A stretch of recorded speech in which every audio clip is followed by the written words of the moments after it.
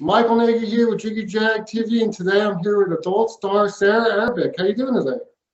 I'm doing wonderful. How are you? Good, good. It's great to have you. And I want to start off to say, as a Muslim woman, how did you get into the whole adult industry to begin with?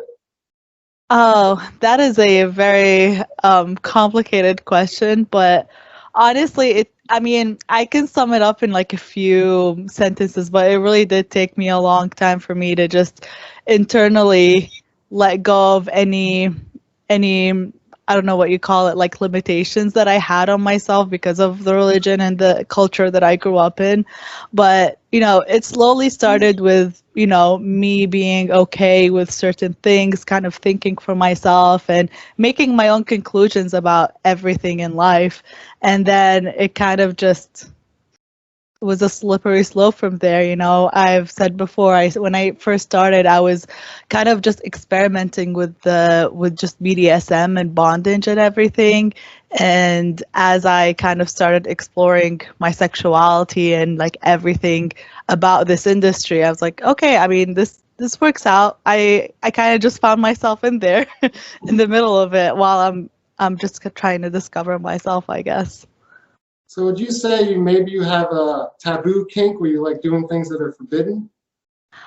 Um, I don't think, there is a certain appeal to things that are a little bit more um, kind of regarded as taboo, but it's not necessarily just for that. There are a lot of, I want to say, taboo kinks and subjects that I wouldn't be comfortable doing. Or, it would take me a lot of convincing to do, but I guess, yeah, there is some appeal to like doing things that are the complete opposite from what you like grow up and taught would be okay. I see you also like latex. I do. I don't know. Should I have came on with my latex mask? I don't know. I like latex a lot, but it's like some people just don't get it. So I try to, have some diversity. And you also do a whiskey dick series. Tell us a little about that. Yeah, so the more I kind of got into doing things, I'm like, I want to incorporate things I actually like into the content that I make. So when I have this series called Whiskey Dick Wednesdays, where every Wednesday I review like a whiskey. Initially, when I first started doing that, I was like, let me review a whiskey and like some type of dildo or like those kind of fantasy dildos that you might be able to see here on the side. I was like, because they were both things that I like collecting and I like trying out. And now it's kind of just whiskey, and I do dildo reviews whenever I kind of feel like it. But, I collect whiskeys. I really like whiskeys. So I have a whole collection and I try it out, review it, test it, or whatever. And some of my fans also like to contribute some to my whiskey collection. So it's kind of a fun little thing that I get to do. Speaking of, do you ever play with fans or film with fans or?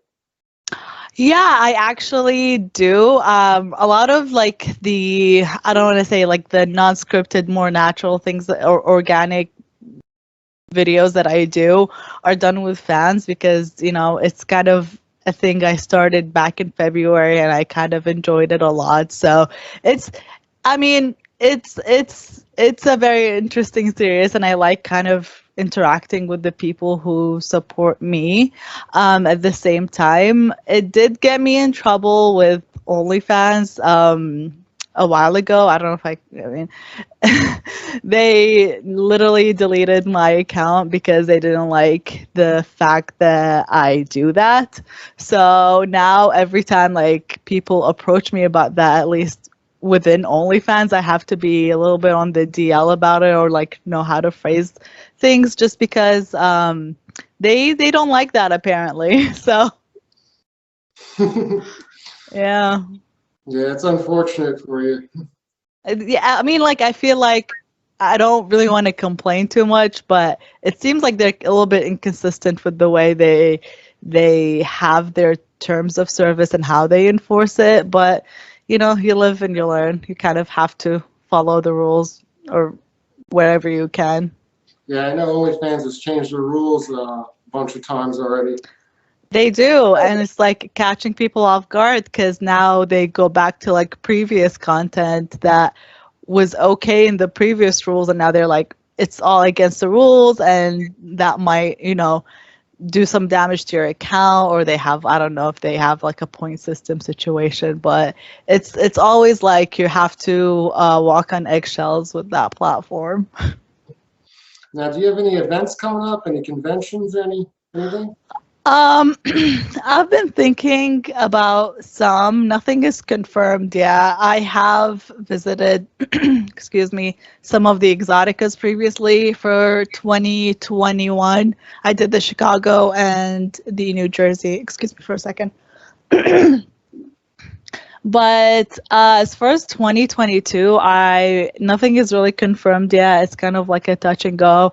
I have a lot of big plans for, every, what I call it, the Sarah Arabic universe, because I am looking to upgrade my house, and hopefully I can get like an actual studio room and like do a bunch of cool and interesting things. So it's kind of, I'll have to see what fits into my schedule. I haven't really made any decisions yet on what I want to go to yet. But if anybody wants to sponsor me to go there, I mean, this is, I guess, what do you call it when you're kind of putting some vibes out there? Yeah, promoting. Yeah, I'm manifesting. I think that's what it's called. Now, if people want to find you on the internet, how do they do that on social media? So I think the best, I want to say the social media platform that I'm mostly on is Twitter, and you can find me at Arabic Slave Girl, or you can go to saraharabic.com and you'll have all my platforms just listed there on the homepage. It's great. Awesome. Well, it was great having you and talking with you, and everybody look her up. Thank you for having me. This was fun.